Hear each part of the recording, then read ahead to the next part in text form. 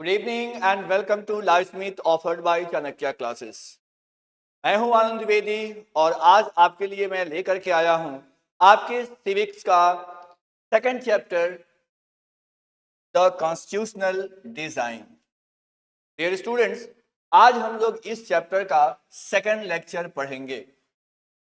आइए देख लेते हैं क्या क्या हम लोगों ने इसके पहले कवर किया है और आज हम लोग किन किन टॉपिक्स को कवर करने वाले हैं।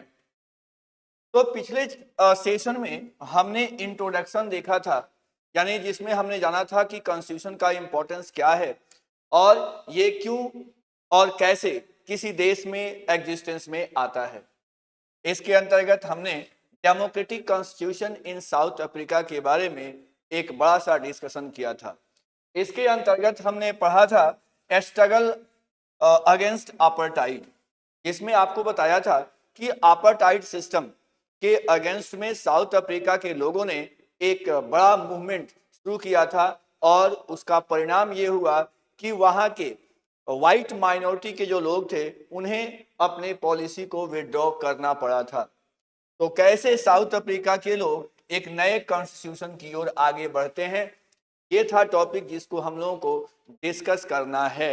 यहाँ से हम लोग आगे पढ़ेंगे और हमारी कोशिश रहेगी कि हम कुछ टॉपिक्स को यहाँ कवर कर लें और हो सकता है कि एक सेशन और होगा आपको, कुल एक और सेशन, यानी कुल मिलाकर 3 सेशन में इस चैप्टर को हम लोग कंप्लीट करेंगे। तो आइए देखते हैं, आज के कंटेंट पर चलते हैं। टूवर्ड्स न्यू कॉन्स्टिट्यूशन, यानी नए संविधान की ओर। ये कहाँ की बात कही जा रही है? तो यहाँ बात कही गई है साउथ अफ्रीका की, यानी साउथ अफ्रीका के जो नेशनलिस्ट, जो फ्रीडम फाइटर्स रहे हैं, जो वहाँ के नेता रहे हैं, अब ये बढ़ रहे हैं एक नए संविधान की ओर।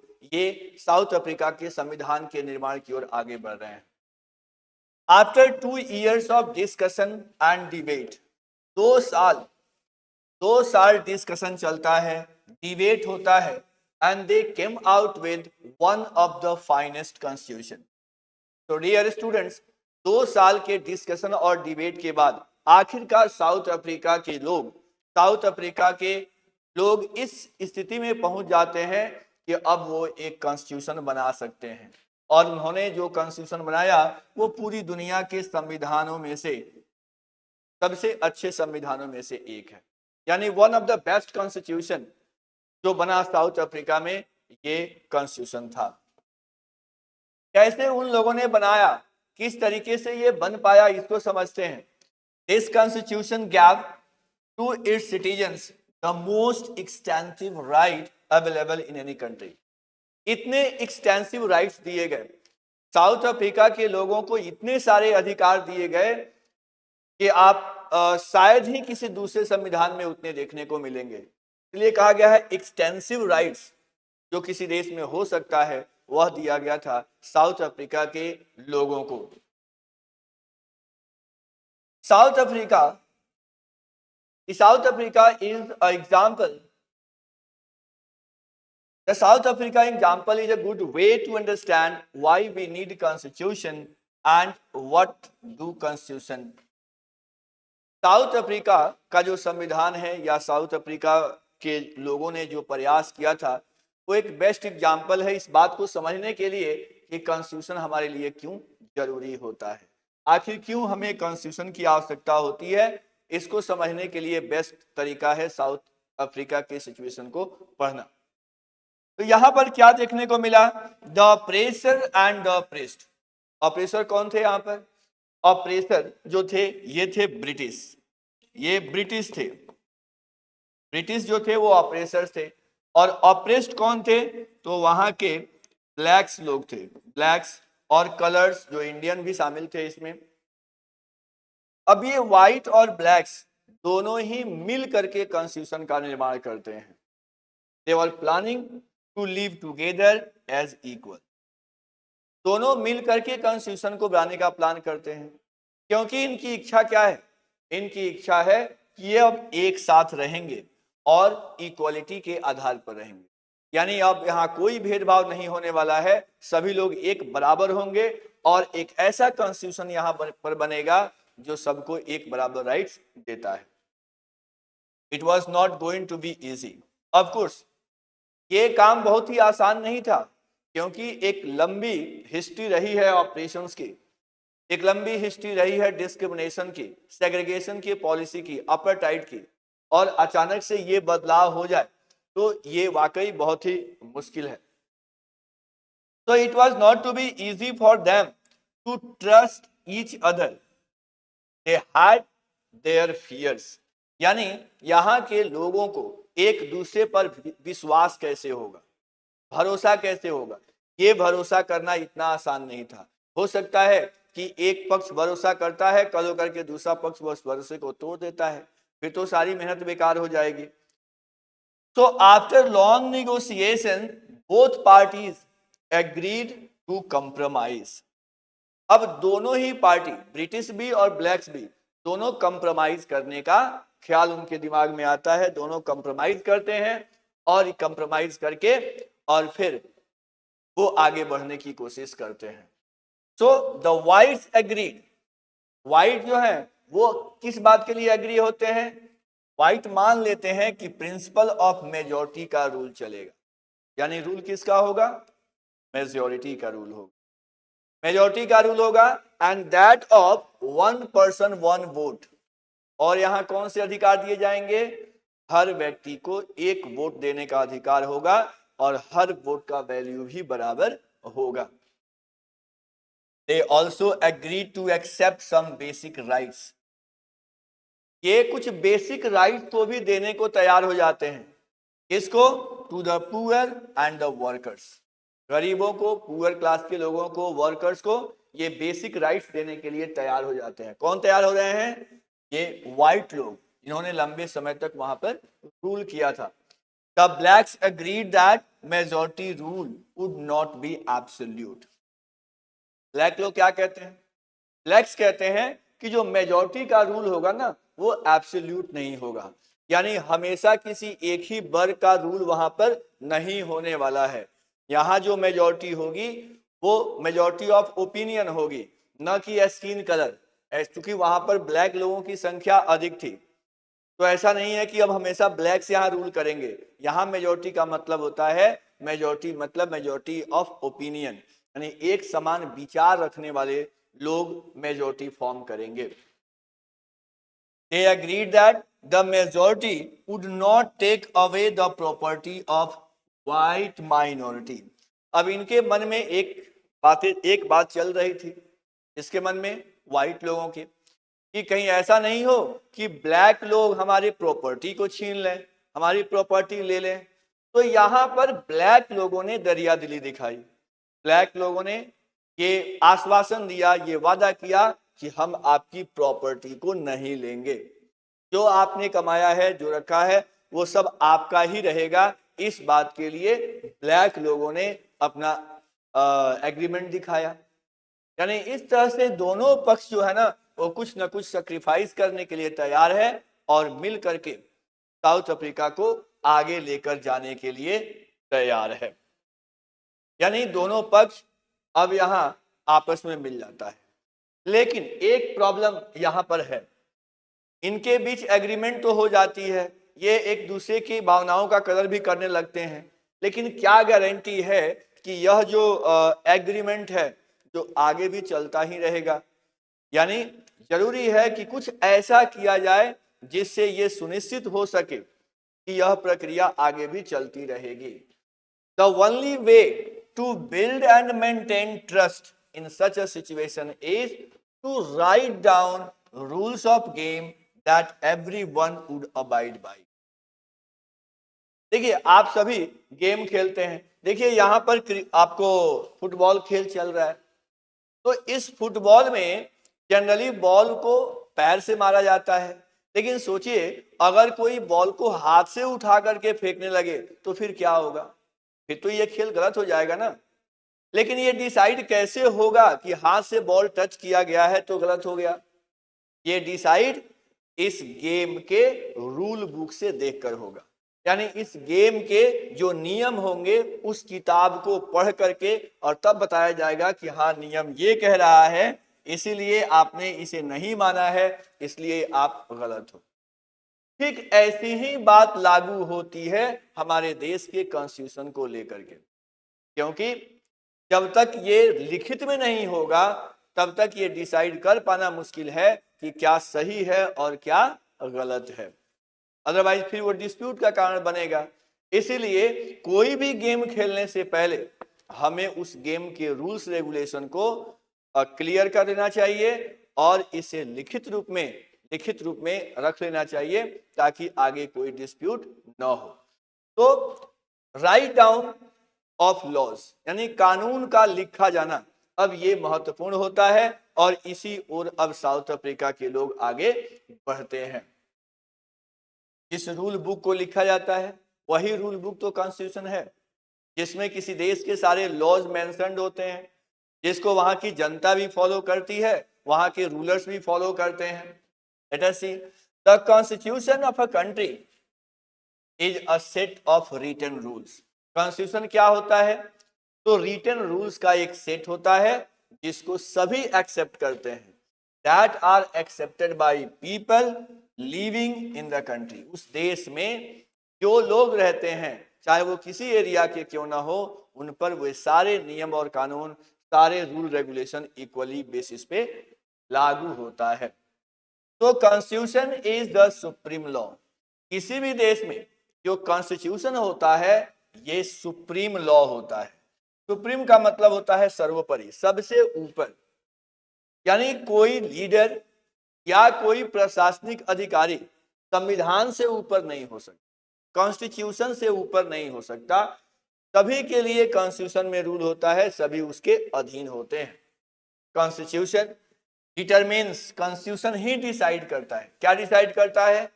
द रिलेशनशिप अमॉन्ग पीपल, यानी देश में जो लोग रह रहे हैं उनके बीच आपस में उनका रिलेशनशिप कैसा हो, सौहार्द के साथ रहेंगे या आपस में हमेशा लड़ाइयां लड़ते रहेंगे, एक दूसरे के साथ चीटिंग करेंगे या एक दूसरे की मदद करेंगे, ये सब कुछ डिसाइड करता है वहां का कॉन्स्टिट्यूशन।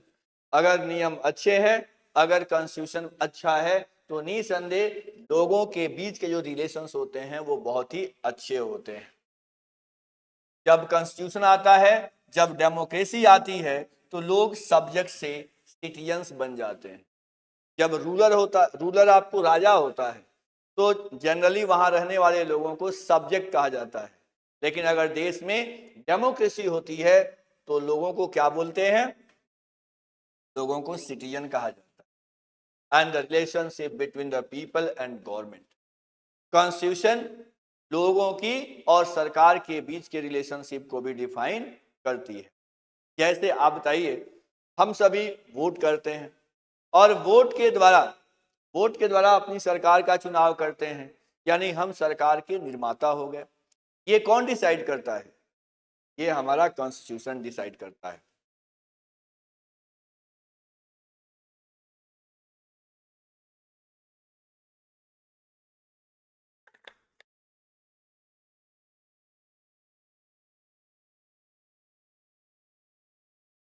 तो कॉन्स्टिट्यूशन ही डिसाइड करता है कि लोगों का और सरकार के बीच के जो रिलेशंस होंगे वे कैसे होंगे।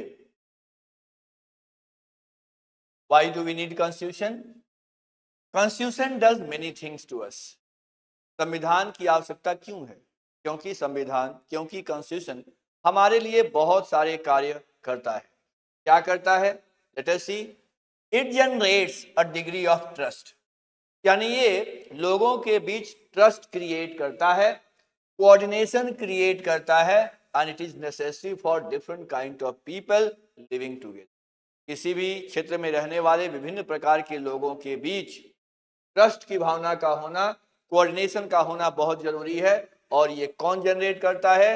ये कॉन्स्टिट्यूशन जनरेट करता है। संविधान कैसे करता है इसको मैं आपको क्लियर कर दूं। मान लीजिए कोई व्यक्ति ऐसा है जो आपसे मदद मांगता है और आपने उस पर भरोसा करके उसकी मदद कर दी और वो आपके साथ चीटिंग कर दिया, तो फिर कॉन्स्टिट्यूशन के द्वारा बनाए गए नियम कानून के तहत ही तो आप कोर्ट में जाएंगे, उस व्यक्ति को सजा दिलाएंगे।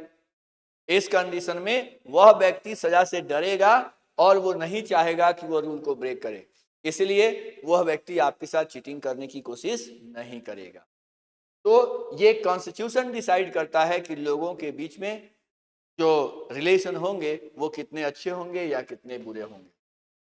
Late us see second one, it specifies how government will be constitution. देखिए, हर देश में सरकार बनती है, सरकार का गठन कैसे होगा, फॉर्मेशन यानी स्ट्रक्चर ऑफ गवर्नमेंट, ये कौन डिसाइड करता है? ये डिसाइड करता है कॉन्स्टिट्यूशन। इस संविधान में लिखा हुआ रहता है कि कैसे चुनाव होंगे, कैसे नेताओं को हम चुनेंगे, किस तरीके से उनके फॉर्मेशन होंगे, उनके क्या राइट्स होंगे, कौन से राइट्स में नहीं होंगे, ये सब डिसाइड करता है constitution. Next, it lays down limits on the powers of government. ये गवर्नमेंट के पावर को लिमिट करता है, यानी गवर्नमेंट जो चाहे सो नहीं कर सकती, गवर्नमेंट को भी हमारे कॉन्स्टिट्यूशन के दायरे में रहकर काम करना होता। कॉन्स्टिट्यूशन ने लिमिट सेट कर रखा है, उस लिमिट के अंदर रखना ये कॉन्स्टिट्यूशन का ही काम है। कई बार ऐसा होता है कि सरकार ही अपने देश के नागरिकों के खिलाफ काम करने लगती है। उस कंडीशन में यह कॉन्स्टिट्यूशन जनता को राइट देता है कि वह उन्हें हटा सकते हैं, उनसे रिफॉर्म करने की डिमांड कर सकते हैं, और अगर डिमांड पूरा नहीं हुआ तो मूवमेंट कर सकते हैं, प्रोटेस्ट कर सकते हैं। ये सारे के सारे राइट्स कॉन्स्टिट्यूशन प्रोवाइड करता है। इसलिए सरकार के ऊपर लिमिट डालने का या लिमिट के अंदर सरकार को रखने का, उनके पावर को लिमिट के अंदर रखने का, ये राइट कॉन्स्टिट्यूशन ही प्रोवाइड करता है। चौथा फंक्शन है, it expresses the aspiration of the people. देखिए, हर देश में जो लोग वहां रहते हैं उनकी अपनी कुछ इच्छाएं होती हैं, उनकी महत्वाकांक्षा होती है। वो चाहते हैं कि उनका देश कैसा हो, वे चाहते हैं कि उन्हें कौन कौन से राइट्स मिले, कौन कौन सी सुविधाएं मिले। ये सारी चीजें कौन एक्सप्रेस करता है? तो वो कॉन्स्टिट्यूशन ही एक्सप्रेस। यानी कॉन्स्टिट्यूशन अगर कहता है कि वोटिंग राइट होगा, हर व्यक्ति को वोट देने का अधिकार होगा, तो ये अधिकार, ये जो एस्पिरेशन है, ये कहां से आया है? लोगों से ही तो आया हुआ है। जब देश में आजादी की लड़ाई चलती है, उस समय लोग ये डिसाइड करते हैं कि जो सरकार अभी चल रही है, यानी जो रूलर्स हैं, चाहे वो आपको डिक्टेटर्स हो या कोई मोनार्क हो, उसको लोग हटाते हैं और बदले में डिमांड करते हैं कि सरकार ऐसी होनी चाहिए जिनको हम चुने। ये उनका एस्पिरेशन होता है कि हमारी चुनी हुई सरकार ही हम पर रूल करे। तो इस कंडीशन में कॉन्स्टिट्यूशन में ये बात लिख दी जाती है कि आगे जब सरकार बनेगी, वोट से ही बनेगी। यानी जनता का, लोगों का, पीपल का जो एस्पिरेशन होता है, ये कौन एक्सप्रेस करता है? तो कॉन्स्टिट्यूशन एक्सप्रेस करता है। जो लोग चाहते हैं, सरकार उसी के अनुसार कॉन्स्टिट्यूशन में अमेंडमेंट भी करती है और उसे जनता तक पहुंचने में सहयोग करती है। Now making of Indian constitution. अब हम समझने की कोशिश करते हैं कि भारत का संविधान कैसे बना। India's constitution was drawn up under very difficult circumstances. Bharat का संविधान लिखा गया था, उस समय हमारे जो कंडीशन थे हमारे देश के, वो बिल्कुल डिफिकल्ट कंडीशन थी, यानी अनसर्टेन था, डिफिकल्ट कंडीशन था, सर्कमस्टांसेस बहुत ही कठिन था। क्या हुआ था आप सभी जान रहे हैं, the making of constitution for huge and diverse country. पहली चीज कि हमारा देश बहुत बड़ा है और यहाँ रहने वाले लोगों में डाइवर्सिटी बहुत ज्यादा है। तो डाइवर्सिटी है, इतने बड़े देश, इतनी बड़ी आबादी, इनके लिए कानून बनाना अपने आप में एक बहुत बड़ा डिफिकल्ट टास्क था, बहुत बड़ा मुश्किल काम था। And that time the people of India were emerging from subjects to citizen, यानी लोग पहले सब्जेक्ट थे, अब वो क्या बन रहे थे? अब वो सिटीजन बन रहे थे, नागरिक बन रहे थे, क्योंकि देश में डेमोक्रेसी आ चुकी थी। यहाँ आप जिन लोगों को देख रहे हैं, महत्वपूर्ण भूमिका इन लोगों ने निभाई थी। ये तस्वीर तो नेल्सन मंडेला की है, जिसको लिया गया है आपको साउथ अफ्रीका से। तो कॉन्स्टिट्यूशन डिजाइन करने में ऑफ कोर्स दूसरे देशों से भी इंस्पिरेशन हमें मिला हुआ है, आगे हम लोग इसकी चर्चा करेंगे।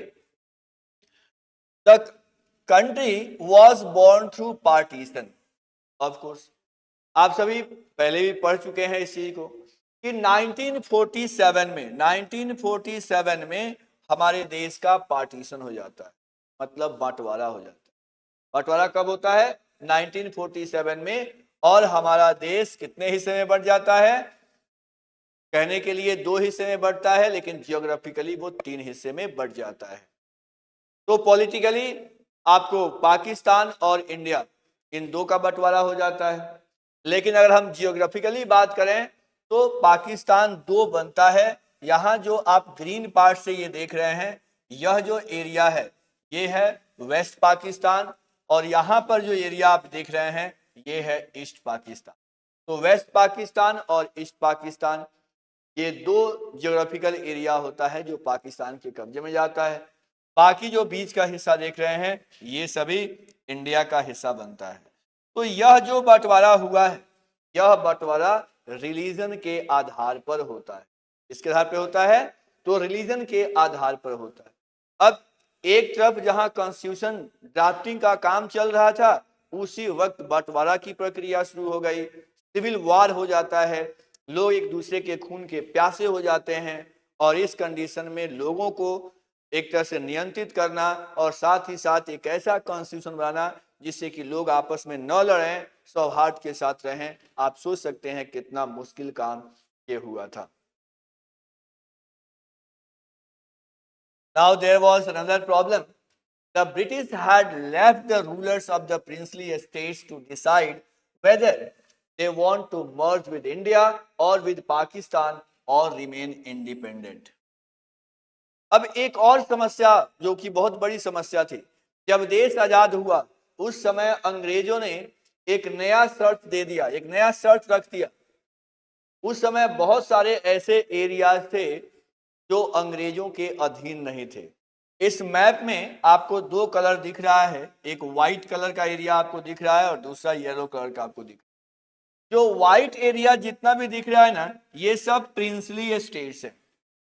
प्रिंसली स्टेट्स, प्रिंसली स्टेट का मतलब होता है ऐसे एरिया जिन पर अंग्रेजों का अपना रूल नहीं था।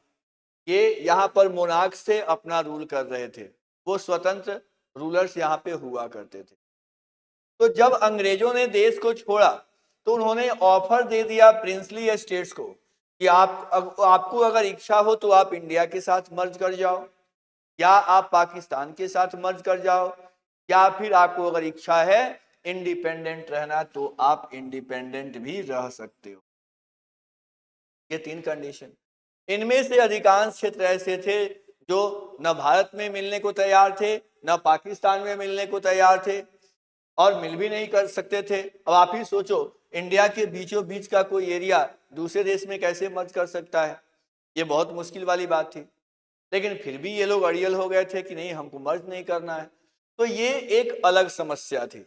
यानी एक भारत के अंदर बहुत सारे ऐसे एरियाज थे जो विलिंग नहीं थे उस समय, जिस समय बंटवारा हुआ था। तो उनको भी समझाना, उनसे मिलना और उनको इनकॉर्पोरेट करना हमारे देश की बाउंड्री के अंतर्गत, ये भी एक बहुत बड़ी चुनौती थी। और इस कंडीशन में कॉन्स्टिट्यूशन की ड्राफ्टिंग, यानी ऐसा कॉन्स्टिट्यूशन जो इन लोगों के हित की भी रक्षा करे, सबको खुश रखे, सबका हित करे, ये वाकई बहुत ही मुश्किल काम था। The merger of the princely estates was difficult and uncertain task. निसंदेह इन राज्यों को मर्ज करना ये बिल्कुल ही अनसर्टेन था। क्या होगा कोई नहीं जानते थे, बहुत मुश्किल काम था। तो ये परिस्थिति थी जब इंडियन कॉन्स्टिट्यूशन को ड्राफ्ट किया जा रहा था। लेकिन काम तो काम है, कॉन्स्टिट्यूशन की ड्राफ्टिंग की गई और कॉन्स्टिट्यूशन को ड्राफ्ट करने के लिए जिन लोगों के योगदान रहे हैं हम लोग उनके बारे में भी पढ़ेंगे। उन सभी को मिलाकर के कहते हैं constituent assembly. The drafting of Indian Constitution was done by elected representatives called Constituent Assembly. जिन लोगों ने भारत के संविधान की ड्राफ्टिंग की थी उन सभी लोगों को कुल मिलाकर के क्या बोलते हैं? कॉन्स्टिट्यूएंट असेंबली बोलते हैं। They all were elected people, इन सबका चुनाव हुआ था। ठीक है, आम लोगों ने चुनाव नहीं किया था, लेकिन उस समय उस समय जो हमारे रिप्रेजेंटेटिव थे, जो ब्रिटिश काउंसिल के हिस्सा थे, उन लोगों ने इनकी चुनाव की थी और चुनाव के जो तरीके थे वो बिल्कुल अच्छे ढंग से किए गए थे। अगर आम चुनाव भी होता तो शायद ऐसे ही लोग चुन करके कॉन्स्टिट्यूएंट असेंबली में जाते। यहाँ जो आप तस्वीर देख रहे हैं ये कॉन्स्टिट्यूएंट असेंबली के मेंबर्स हैं जो डिबेट कर रहे हैं, डिस्कशन कर रहे हैं और कॉन्स्टिट्यूशन की ड्राफ्टिंग कर रहे हैं। Now elections to the Constituent Assembly were held in July 1946. Constituent assembly के गठन के लिए जो चुनाव हुआ वह चुनाव जुलाई 1946 में होता है। कब होता है? जुलाई 1946। और इसकी पहली मीटिंग होती है 9 दिसंबर 1946 को। 9 दिसंबर 1946 को इनकी पहली मीटिंग होती है। और इसके बाद आप जानते हैं 1946 के बाद 1947 देश आजाद होता है और तुरंत हो जाता है बंटवारा जब होता है तो ये जो कॉन्स्टिट्यूएंट असेंबली था ये भी डिवाइड हो गया। It was also divided.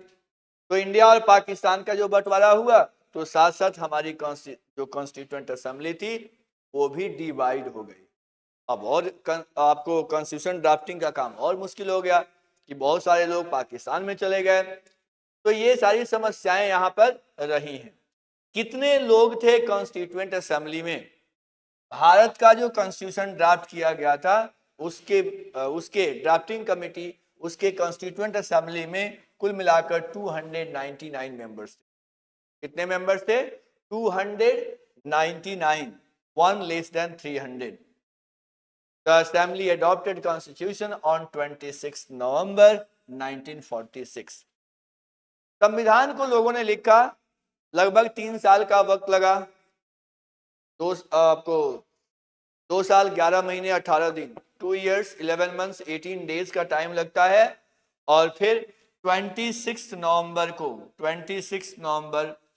1946 को कॉन्स्टिट्यूशन रेडी हो जाता है और इसे एडॉप्ट कर लिया जाता है। लागू नहीं होता, इसे स्वीकार कर लिया जाता है कि हाँ यही देश का कॉन्स्टिट्यूशन होगा। और इस तरीके से लागू कब होता है? ये लागू होता है 26 जनवरी 1950 को। 26 जनवरी गणतंत्र दिवस का समारोह आप हर साल देखते हैं। तो यही वो दिन है 26 जनवरी का दिन 1950 में, जिस दिन हमारा कॉन्स्टिट्यूशन लागू हुआ। इसको हम गणतंत्र दिवस के रूप में या रिपब्लिक डे के रूप में मनाते हैं। यही वो दिन है जब से भारत के लोगों के द्वारा संचालित सरकारें एग्जिस्टेंस में आ गई। तो कॉन्स्टिट्यूशन ने हमें वो राइट्स दिया और फाइनली भारत एक रिपब्लिक बन गया, जनता के द्वारा चुनी हुई सरकार के अधीन आ गया 1950 में। प्रश्न उठता है why to accept the constitution. आपसे एग्जाम में पूछा जा सकता है कि कॉन्स्टिट्यूएंट असेंबली ने ड्राफ्टिंग की हमारे कॉन्स्टिट्यूशन की, भाई हम क्यों स्वीकार करें, उन लोगों का बनाया हुआ है। तो ये क्वेश्चन हो सकता है आपके लिए 3 मार्क्स और 5 मार्क्स का क्वेश्चन हो सकता है। तो हमें यहाँ समझना है कि हमें कॉन्स्टिट्यूएंट असेंबली के द्वारा ड्राफ्ट किया हुआ कॉन्स्टिट्यूशन स्वीकार करना चाहिए। क्यों करना चाहिए? इसके कई सारे फैक्टर्स हैं जिसको आप समझिए। पहली चीज, constitution does not reflect the views of its member. हमारा जो कॉन्स्टिट्यूशन है वह केवल कॉन्स्टिट्यूएंट असेंबली के जो मेंबर्स थे उनके व्यू को रिप्रेजेंट नहीं करता, बल्कि ये broad consensus of the time, यानी उस समय के विस्तृत जो लोगों की सोच थी, लोगों का जो मत था, लोगों की जो विचारधारा थी को रिप्रेजेंट करता। ये संकुचित नहीं है। जिन लोगों ने बनाया केवल उनकी सोच मात्र नहीं थी, बल्कि ये पूरे भारतवर्ष के लोगों के सोच को रिप्रेजेंट करता है। तो ब्रॉड कंसेंसस को रिप्रेजेंट करता है। Next, many countries of the world have to rewrite constitution afresh because the basic rules were not accepted to major social groups or political parties. इस मामले में हम भारत के लोग लकी हैं कि हमारा कॉन्स्टिट्यूशन एक बार ड्राफ्ट किया गया, एक बार लिखा गया और फिर उस पर कभी कोई संकट नहीं आई। आज मोर देन 75 ईयर्स बीत चुके हैं और हमारे कॉन्स्टिट्यूशन में कहीं कोई दिक्कत नहीं आई है। बहुत सारे देश ऐसे हुए हैं जहां पर लोगों को दोबारा से कॉन्स्टिट्यूशन लिखना पड़ा, क्योंकि वहां के कॉन्स्टिट्यूशन के जो बेसिक रूल्स थे वो लोगों को पसंद नहीं थे, लोग उन्हें एक्सेप्ट नहीं कर रहे थे, तो नया कॉन्स्टिट्यूशन लिखा। तो ऐसा कई देशों में हो चुका है। In some other countries constitution exist mere a piece of paper.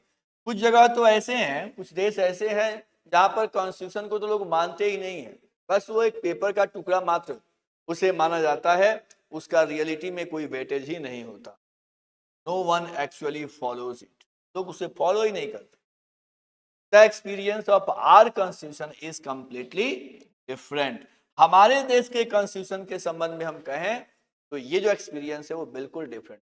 हमारे देश में कॉन्स्टिट्यूशन सर्वोपरि है, ये हर एक व्यक्ति मानता है। हम सभी मानते हैं, चाहे एक गरीब व्यक्ति हो या बड़े से बड़े लीडर्स हो या बड़े से बड़े अमीर लोग हो, हर तरह के लोग हैं और सब के सब हम सभी कॉन्स्टिट्यूशन को सम्मान करते हैं, इसे मानते हैं। तो ये बहुत बड़ा प्लस फैक्टर है हमारे देश के कॉन्स्टिट्यूशन के लिए। अगर ये अच्छा नहीं होता, अगर लोगों को ये पसंद नहीं होता तो कॉन्स्टिट्यूशन के खिलाफ में मूवमेंट होता, लोग इसका विरोध करते। तो आपने कभी नहीं सुना होगा कि कॉन्स्टिट्यूशन के अगेंस्ट में कोई बात करते हो, हमेशा कॉन्स्टिट्यूशन की रक्षा की बात की जाती है। Over last half a century, several groups have questioned some provisions of Constitution. हाँ, इधर कुछ समय पहले से ऐसा होता रहा है। ओवर लास्ट हाफ सेंचुरी कई ऐसे ग्रुप्स हुए हैं जिन्होंने क्वेश्चन के कुछ सेगमेंट पर जरूर अपनी बातें रखी हैं, जरूर उन्होंने विरोध करने का प्रयास किया है। तो देखिए, डेमोक्रेसी में विरोध करना बुरी बात नहीं।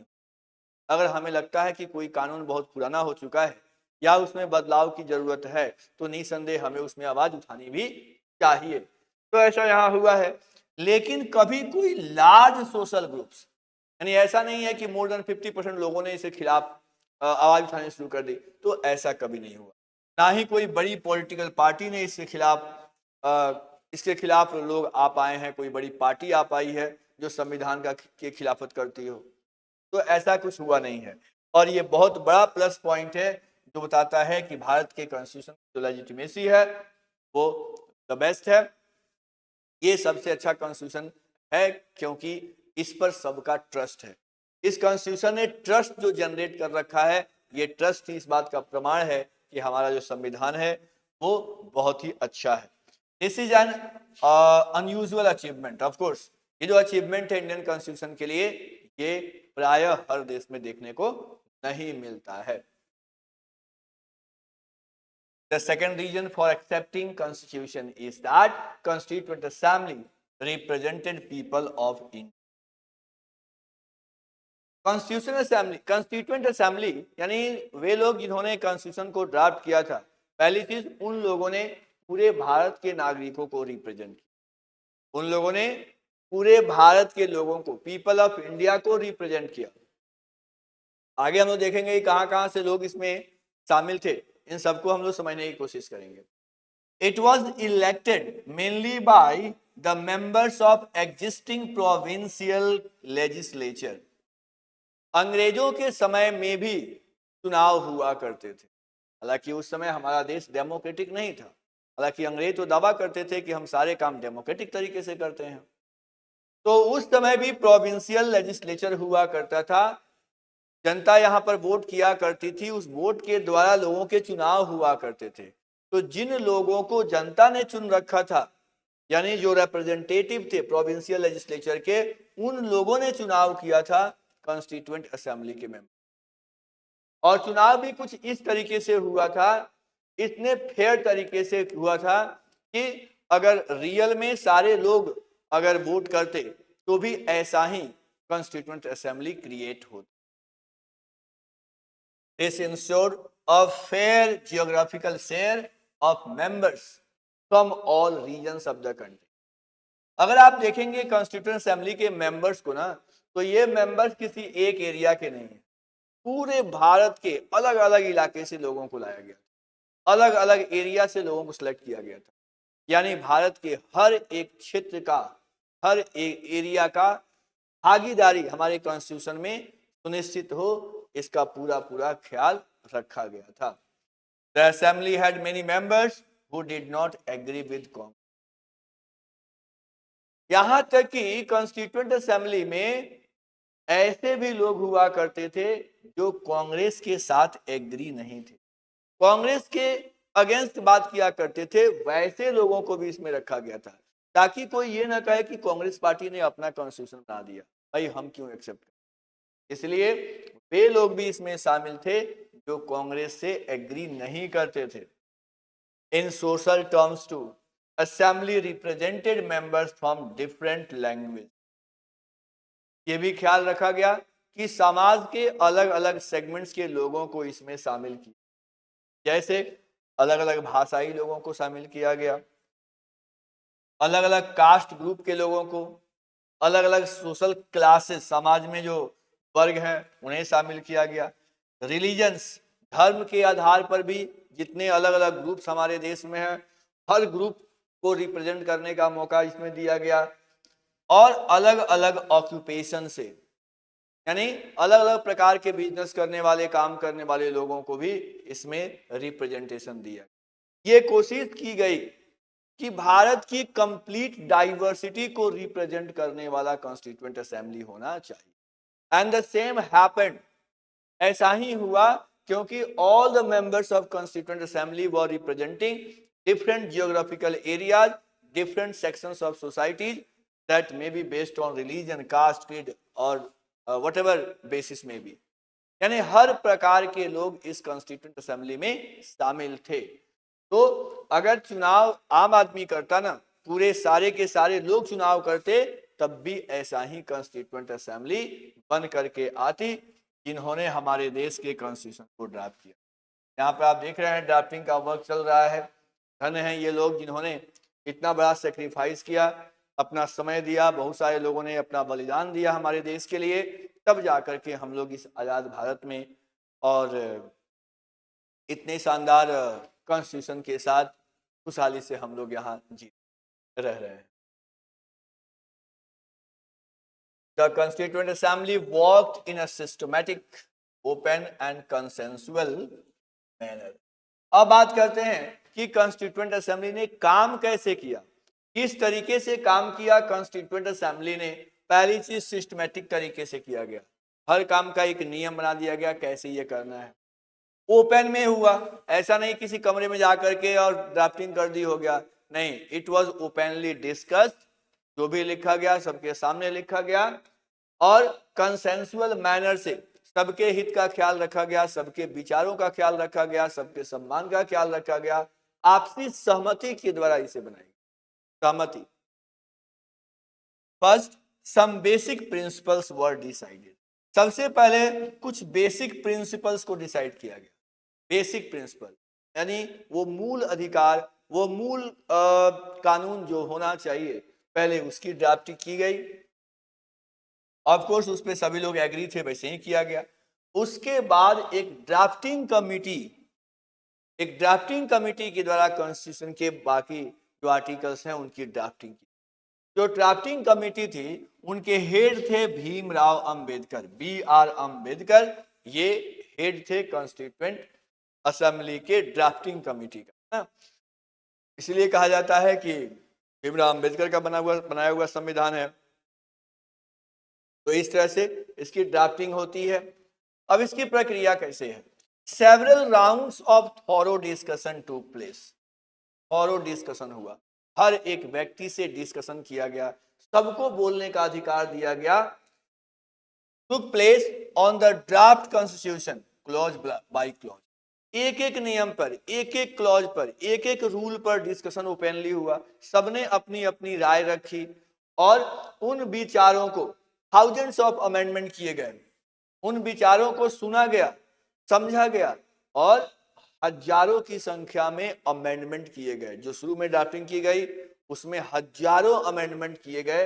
यानी आप सोच सकते हैं हमारे देश के कॉन्स्टिट्यूशन में कुल मिलाकर 395 आर्टिकल्स हैं और 395 आर्टिकल्स में अगर हजारों अमेंडमेंट हो रहे हैं, इसका मतलब क्या होगा? एवरेज देखा जाए तो हर एक आर्टिकल में 2 से 3 बार अमेंडमेंट किया गया, बदलाव किया गया।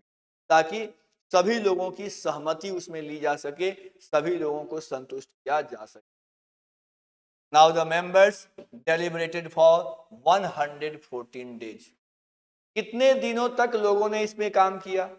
पूरे 114 दिन, 114 डेज लोगों ने काम किया और टोटल टाइम लगे 3 इयर्स यानी 2 इयर्स 11 मंथ 18 डेज का समय लगता है, जिसमें 114 डेज कॉन्स्टिट्यूएंट असेंबली के मेंबर्स बैठते हैं और इस पर वर्क करते हैं।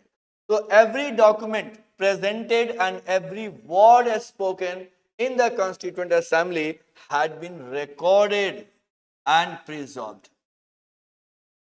काम कितने संजीदगी से किया गया आप सोच सकते हैं कि कॉन्स्टिट्यूएंट असेंबली के जो लोग थे, एक एक व्यक्ति ने जो कुछ बोला है, जो कुछ कहा है, एक एक शब्द उसका लिख करके रिकॉर्ड करके रखा गया।